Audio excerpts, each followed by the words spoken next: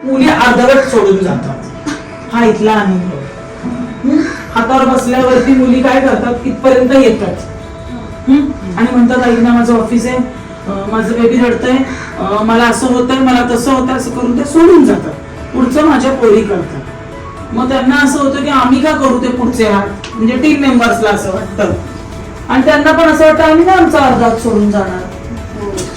म्हणजे आम्हाला पण म्हणजे कशासाठी बोलवलंय ना, हँड ऑन प्रॅक्टिस साठी. सो म्हणून हँड ऑन प्रॅक्टिसचा बेस आम्ही तेवढा घेऊ शकत नाही. हा प्रॉब्लेम आहे. एक तर तो डे स्किप होतो याच्यातून, म्हणजे शिकवू शकत नाही ना, तो अख्खा दिवस आपला निघून जातो. आता सांगते याच्यात काय चेंजेस करायचे. गरज आहे बेसिक मिनिमम, याची प्रॅक्टिस करायची. स्कॅलअप हे सुधारलं ना, हे चांगलं वाटायला लागतं. बेसिक फिलअप तुम्ही चांगले केले ना आणि बाकीचं चुकलं ना तरी ते समजत नाही फोटोज मध्ये और क्लायंटला. त्याच्यामुळे मिरर चेक जसे चुकले, हत्ती चुकला असता मिरर चेक नसते चुकले तर चाललं असतं. ते सेम सेम सेम होते म्हणून ते जरा गडबड. पिकॉकची प्रॅक्टिसची गरज आहे, स्वँगची प्रॅक्टिसची गरज आहे.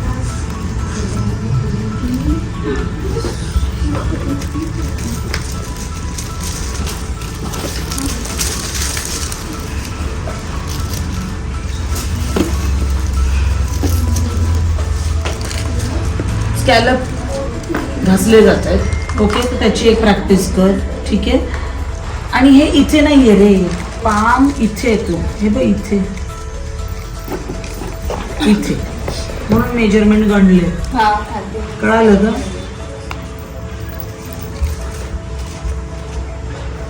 क्लास कसा चाललाय तो? चांगले गेले, चांगली घेते.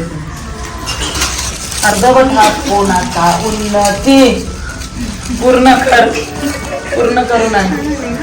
जो ऑलरेडी कुठेतरी केला असेल किंवा नसेल जरी केला तरी कंटिन्यू ऑर्डर करतायत सेल्फ लर्निंग करून, समजा त्यांना लगेच आता 9व्या दिवशी रिझल्ट दिसतो.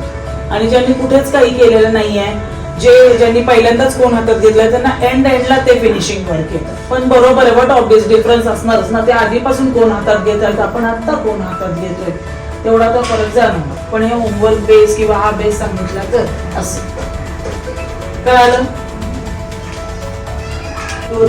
मी त्यातला चेक करून तुम्हाला बाजूला प्रॉपर मिळत म्हणजे वेळ घालवण्यापेक्षा, असं मला म्हणणं आहे. त्याच्यापेक्षा आपण अदर फिगर्स जसं की वरमाला आहे तुम्हाला, सिंदूर फिलअप आहे, डोलीतली दुल्हन आहे तुम्हाला, फेरे आहेत तुम्हाला. ओके, हा म्हणजे तेच तसं सगळं आहे. एलिफंट विथ ब्राईड वगैरे असा कॉम्बिनेशन आहे. कन्यादान आहे, बेबी शॉवरची एक फिगर आहे, एंगेजमेंटची एक फिगर आहे. तर त्यामुळे मग तो तसे कॉम्बिनेशन आहे. तर विठ्ठल रखुमाई असं काही नाहीये की तुम्हाला हे बघा एखादी फिगर चेंज होईल, तुम्हाला वाटत ना ही नाही, आपण त्याच्यावरती ही करू, परत चेंज पोर्शन आपण तीन सेटिंगनी चेंज करतो. तोपर्यंत आपण तुमचं सगळं बेसिक कव्हर करू. हे तुमच्या नजरेत जरी बेसिक नसलं तरी माझ्या नजरेत आता बेसिकच चालेल. जे काय आहे ते सगळं कव्हर करून घेऊया. मी फ्रॉम टीम जे येते म्हणजे आल्यानंतर मला अजून गोष्टी पळाव्या लागतात. आज तुम्ही 9व्या दिवशी जे आहात ना, ते काही बॅच 18व्या दिवशी होते. एवढा डिफरन्स आहे तुमच्यात आणि त्यांच्यामध्ये. फार म्हणजे माझ्या अपेक्षा, म्हणजे आमच्या आतमध्ये पण बोलणं होतं, एक नंबर बॅच. म्हणजे काही बॅच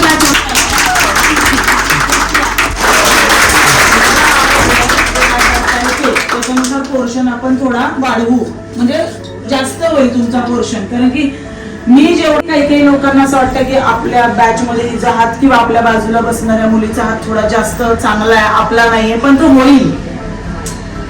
आपल्याशीच कंपॅरिझन करायची, पहिल्या दिवसाच बघायचं आपण आणि आत्ताचं बघायचं आणि असं करून करायचं पण आहे. त्यामुळे आपण पोर्शन थोडा